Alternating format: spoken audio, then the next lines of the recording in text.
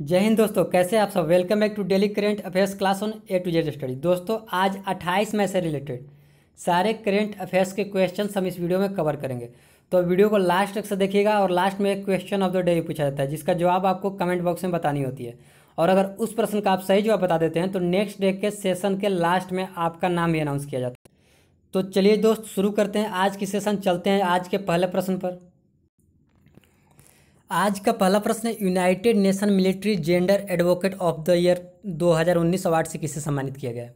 तो अभी United nation military gender advocate of the year 2019 इस अवार्ड से सम्मानित किया गया है। हमारे भारतीय सेना के एक अधिकारी हैं सुमन गवानी। सुमन गवानी को इस अवार्ड से सम्मानित किया गया यूनाइटेड नेशन के द्वारा। और ये अवार्ड इन्हें दिया गया, इन्होंने अभी यूनाइटेड नेशन मिशन के तहत दक्षिण सूडान में तैनात किया गया था इन्हें, और वहाँ पे इनके उत्कृष्ट कामों को देखते हुए उन्हें ये अवार्ड से सम्मानित किया गया है। ये सुमन गवानी ये मूल रूप से भारत के उत्तराखंड से बिलोंग करती है और इन्हीं को ये अवार्ड से सम्मानित किया गया है। और ये पहला मौका है जबकि किसी भारतीय शांति दूत को इस पुरस्कार से सम्मानित किया गया है। तो इस प्रश्न का सही आंसर होगा ऑप्शन नंबर ए, सुमन गवानी। और ऑप्शन नंबर बी में सानिया तानेवाल। सानिया तानेवाल ये कौन है? तो सानिया तानेवाल ये है भारत की पहली महिला फायर फाइटर हैं Sania Tanewal. Hina Jaiswal option number C में, हिना जायसवाल।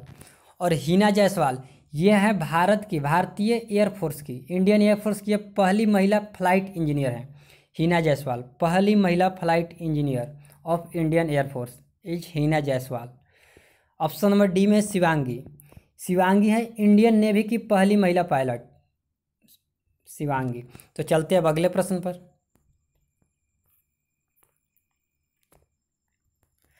अगला प्रश्न है, हाल ही में त्साई इंग-वेन किस देश की राष्ट्रपति बनी।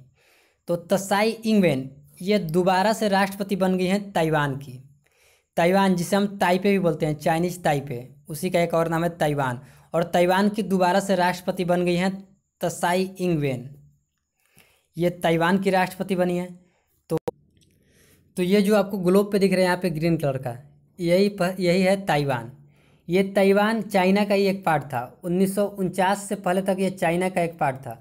1949 में चाइना के गृह युद्ध के बाद ये ताइवान एक अपने आप को अलग देश घोषित कर दिया। लेकिन चीन आज भी ताइवान को एक स्वतंत्र देश नहीं मानता है, चीन इसे अपना एक असंतुष्ट राज्य मानता है। तो ये है चाइना, इसके बगल में ताइवान के नॉर्थ में जापान, यहाँ पे है जापान, और इसके साउथ में है फिलिस्तीन। ताइवान की कैपिटल है ताइपे, और ताइवान को हम चाइनीज ताइपे के नाम से भी जानते हैं। ताइवान की करेंसी है न्यू ताइवान डॉलर। तो चलते हैं अब अगले प्रश्न पर।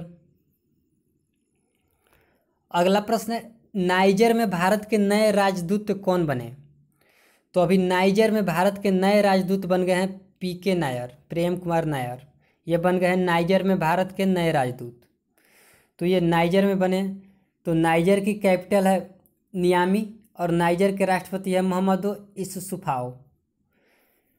अब आप कहीं सुनते होंगे अम्बेसडर और कहीं सुनते हैं हाई कमीशन। दोनों का काम एक ही होता है, एक अम्बेसडर जिसे हम राजदूत बोलते हैं, एक हाई कमीशन जिसे हम उच्चायुक्त बोलते हैं। तो इन दोनों में अंतर क्या है? तो जो अम्बेसडर होते हैं और जो हाई कमीशन होते हैं उसमें बस इतना ही अंतर है कि हाई कमीशन उन देशों में होते हैं जो पहले ब्रिटिश उपनिवेश थे या फिर जो ब्रिटिश सरकार के अधीन थे, जिस पर कभी ना कभी अंग्रेजों ने शासन किया हो, तो उस देश में होते हैं उच्चायुक्त। जैसे कि भारत के पाकिस्तान में होते हैं उच्चायुक्त, बांग्लादेश में, श्रीलंका में, ऑस्ट्रेलिया में, या फिर इंग्लैंड में भी, आयरलैंड में, नीदरलैंड में, इन सब देशों में भारत के होते हैं उच्चायुक्त यानी कि हाई कमीशन। और कतार में, बहरीन में, नाइजर में, इन सब देशों में जहाँ पर अंग्रेजों का उपनिवेश नहीं था, यहाँ पे होते हैं अम्बेसडर। तो पीके नायर बन गए हैं अभी नाइजर में भारत के अम्बेसडर, और इन्होंने रिप्लेस किया है राजेश अग्रवाल को, जो आपको ऑप्शन नंबर बी में दिख रहे हैं। राजेश अग्रवाल अब तक से थे भारत के नाइजर में राजदूत, और अब बन गए पीके नायर। ऑप्शन नंबर सी में है दीपक मित्तल, और दीपक मित्तल हैं कतार में भारत के अम्बेसडर। इनका भी न्यू अपॉइंटमेंट ही है, अप्रैल में बने थे दीपक मित्तल कतार के, और पीयूष श्रीवास्तव ये बने थे बहरीन में भारत के अम्बेसडर। ये दोनों अप्रैल में अपॉइंटेड हुए थे, और अब पीके नायर बन गए नाइजर में भारत के अम्बेसडर। तो चलते हैं अब अगले प्रश्न पर। प्रश्न है, हाल ही में किस राज्य सरकार ने प्रवासन आयोग की स्थापना की घोषणा की है। तो अभी प्रवासन आयोग, इस आयोग की स्थापना की घोषणा की है उत्तर प्रदेश ने। उत्तर प्रदेश के सीएम योगी आदित्यनाथ ने घोषणा की है प्रवासन आयोग के स्थापना की। इस आयोग से होगा क्या, तो उत्तर प्रदेश सरकार घर लौटने वाले मजदूरों के लिए रोजगार खोजने में मदद के लिए ये प्रवासन आयोग का गठन किया है। तो ये किया गया है उन मजदूरों के लिए जो वापस उत्तर प्रदेश लौटे हैं किसी अन्य राज्य से, जो किसी अन्य राज्य में मजदूर जो थे वो काम करते थे, वो यूपी के मजदूर वो वापस यूपी लौट आए हैं, तो उनके लिए ये, उनको रोजगार खोजने के लिए प्रवासन आयोग की स्थापना की गई है। और इसी तरह के एक आयोग की स्थापना की थी मध्य प्रदेश ने अभी कुछ दिन पहले। मध्य प्रदेश ने एक आयोग की स्थापना की थी जिसका नाम था श्रम सिद्धि योजना। और श्रम सिद्धि योजना के तहत मध्य प्रदेश में जो प्रवासी लौटे थे, प्रवासी मजदूर जो किसी अन्य राज्य से मध्य प्रदेश लौटे थे और वो मध्य प्रदेश के निवासी थे, तो और उनके पास जॉब कार्ड नहीं था, तो उन्हें बिना जॉब कार्ड के भी उन्हें क्षमता के अनुसार उनको काम उपलब्ध कराने के लिए मध्य प्रदेश सरकार ने श्रम सिद्धि योजना की शुरुआत की थी। तो इस प्रश्न का सही आंसर होगा option number D, Uttar Pradesh. Uttar Pradesh सरकार ने प्रवासन आयोग की स्थापना की है। तो उत्तर प्रदेश की कैपिटल है लखनऊ। उत्तर प्रदेश के सीएम है योगी आदित्यनाथ और उत्तर प्रदेश की गवर्नर है आनंदीबेन पटेल। इसके साथ साथ उत्तर प्रदेश पहला भारत का ऐसा राज्य बना था जिसने वर्चुअल कोर्ट के जरिए अदालतों की सुनवाई की थी, यानी कि वीडियो कॉन्फ्रेंसिंग के जरिए अदालतों की सुनवाई करने वाला भारत का पहला राज्य बना था उत्तर प्रदेश। तो चलते हैं अब अगले प्रश्न पर। अगला प्रश्न है, हाल ही में किसने इन्वेस्टर ऑफ द ईयर पुरस्कार जीत लिया है। तो अभी इन्वेस्टर ऑफ द ईयर पुरस्कार ये जीत लिया है राजीव जोशी ने। राजीव जोशी को यह अवार्ड मिला है इलेक्ट्रॉनिक उद्योगों को आगे बढ़ाने तथा आर्टिफिशियल इंटेलिजेंस को बेहतर बनाने के लिए।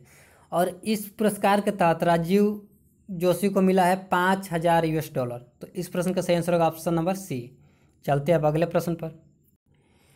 अगला प्रश्न है, अमेरिका ने कोरोना वायरस की वजह से किस देश के यात्रियों पर रोक लगा दी है। तो अभी अमेरिका ने ब्राज़ील के यात्रियों पर रोक लगा दी है, चाहे वो ब्राज़ील का नागरिक हो या कहीं का भी नागरिक हो। अगर वो ब्राज़ील की यात्रा करके वापस अमेरिका आता है तो अमेरिका में उसके आने पर प्रतिबंध लगा दिया गया है। तो ये ब्राज़ील की यात्रा पर प्रतिबंध लगा है और ऐसा इसलिए लगाया है क्योंकि ब्राज़ील में अब कोरोना वायरस के संक्रमण की केसेज लगातार बढ़ती जा रही है।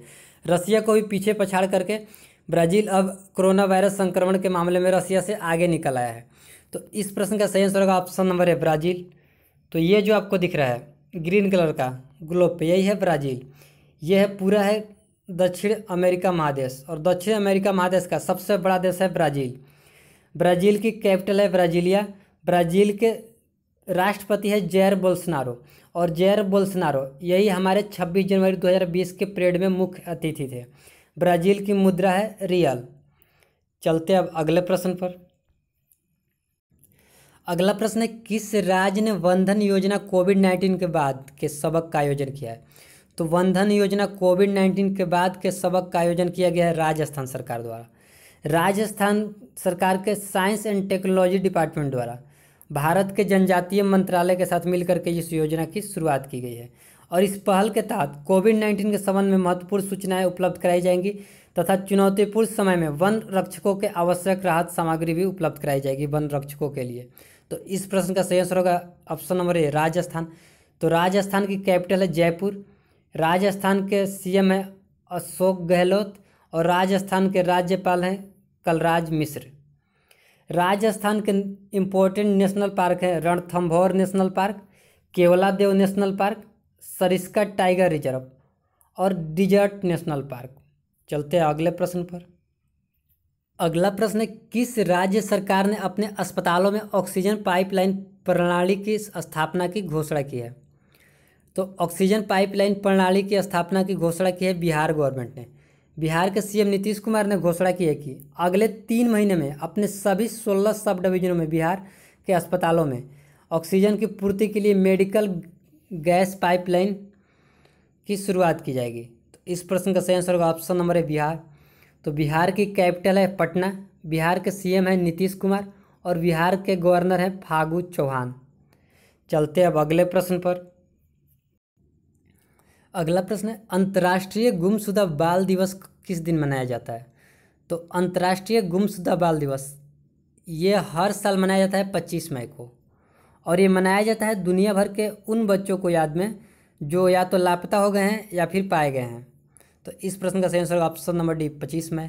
तो ये थी आज के करेंट अफेयर के सेशन की लास्ट क्वेश्चन। अब चलते हैं, हम देख लेते हैं प्रीवियस वीडियो का क्वेश्चन। प्रीवियस वीडियो में मैं आपसे पूछा था हाल ही में किस देश के वैज्ञानिकों ने सुपर अर्थ की खोज की है। तो अभी न्यूजीलैंड के वैज्ञानिकों ने सुपर अर्थ की खोज की है।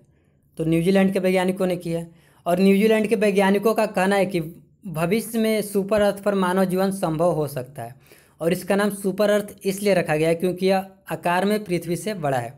तो इस प्रश्न का सही आंसर होगा ऑप्शन नंबर ए न्यूजीलैंड। और इस प्रश्न का जिन जिन लोगों ने सही आंसर दिया था उनके नाम हैं